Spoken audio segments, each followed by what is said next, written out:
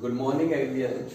हम लोग electronics engineering के सेकेंड ईयर स्टूडेंट्स के लिए प्रिंसिपल ऑफ कम्युनिकेशन इंजीनियरिंग के अंतर्गत एक चैप्टर है हमारा फ्रीक्वेंसी मॉड्यूलेशन के सिद्धांत, उस पर हम लोग बातचीत करेंगे और उसके मुख्य मुख्य टॉपिकों को जानेंगे कि है क्या क्या।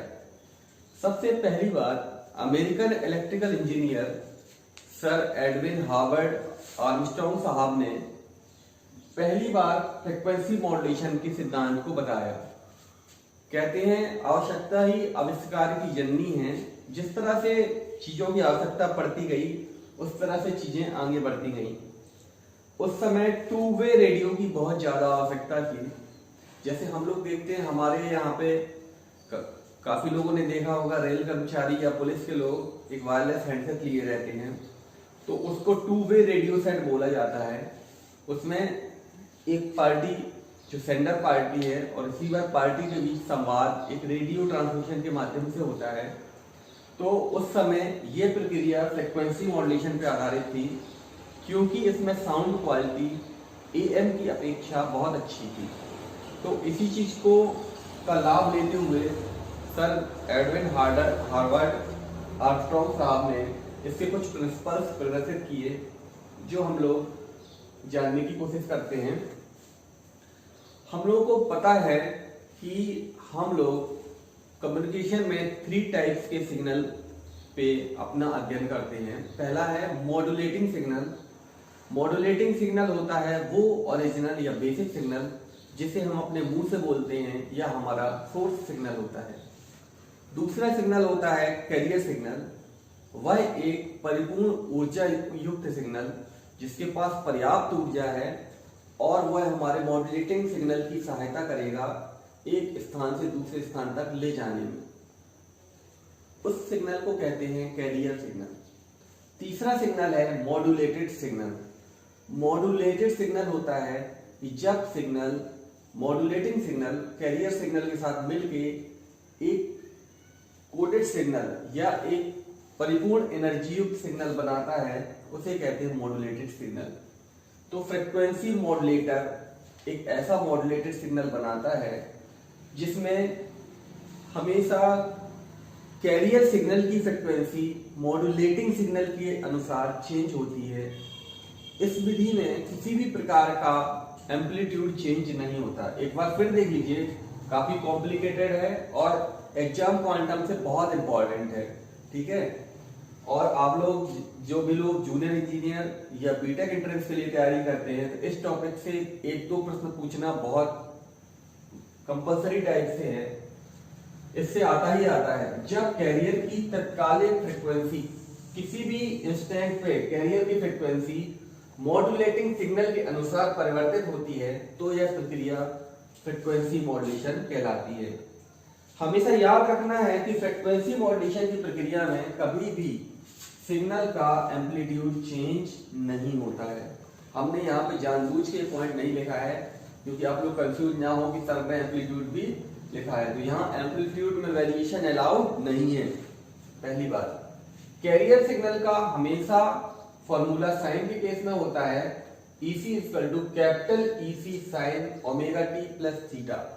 तो यहाँ पे EC है instantaneous value of carrier, capital EC है maximum amplitude of carrier, omega है फ्रीक्वेंसी ऑफ द कैरियर, यहाँ पे ओमेगा C भी लगा देते हैं, और थीटा है यहाँ पे phase angle of the carrier, ठीक। इसके बाद हम लोग अपना ओरिजिनल सिग्नल जिसे बेस बैंड सिग्नल भी कहते हैं, उसका समीकरण है EM equal to capital EM cos omega MT।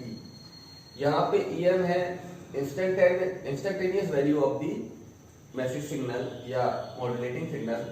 इसके बाद मैक्सिमम एम्पलीट्यूड, उसके बाद मैसेज सिग्नल की फ्रीक्वेंसी। आफ्टर मॉड्यूलेशन यहाँ पे छोटा सा फिगर हम लोग बनाते हैं। यहाँ देखिए,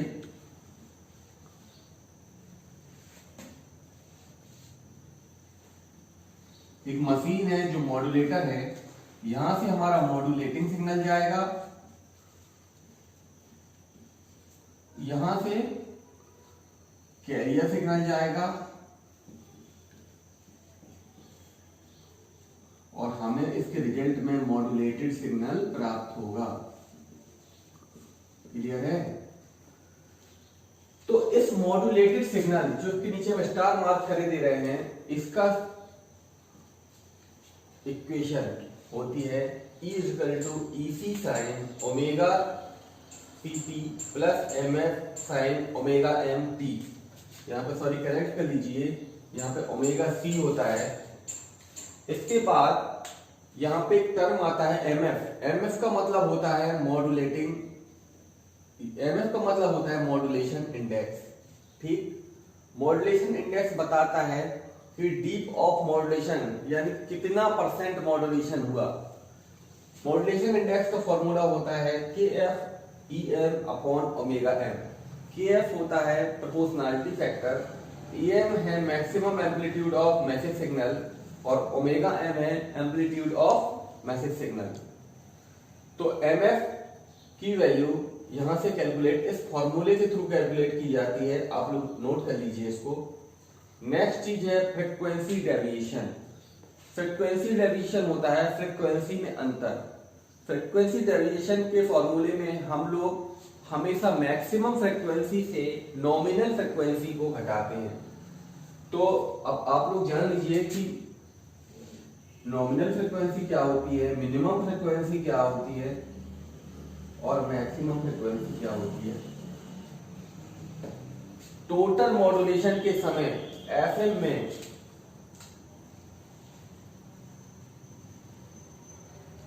हमेशा फ्रीक्वेंसी में उतार चढ़ाव होते रहते हैं। तो हमेशा मैक्सिमम फ्रीक्वेंसी और नॉमिनल फ्रीक्वेंसी का अंतर होता है हमारा फ्रीक्वेंसी डेविएशन। फ्रीक्वेंसी डेविएशन का फॉर्मूला होता है KF/EM/2π। ठीक है भाई, इतना जो सेपरेशन है ये कहलाता है frequency deviation.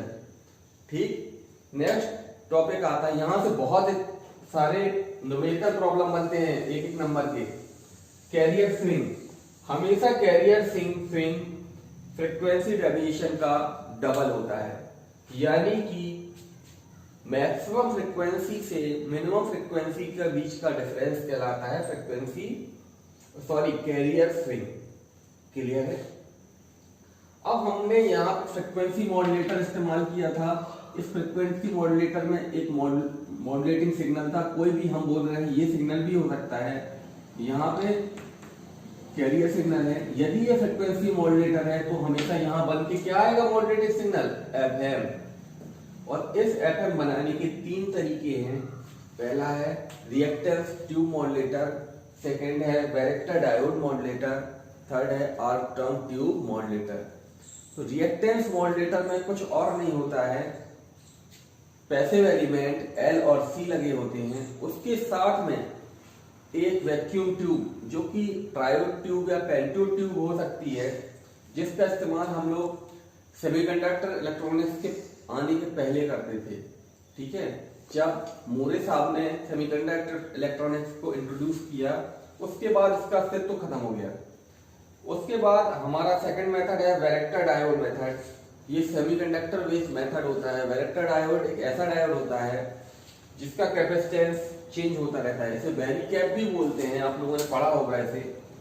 Third thing is Armstrong method, ये बहुत पॉपुलर मेथड है आर्मस्ट्रांग मेथड। नेक्स्ट लेक्चर पे हम लोग आर्मस्ट्रांग मेथड के बारे में और न्यूमेरिकल प्रॉब्लम पे चर्चा करेंगे। ठीक है, थैंक यू।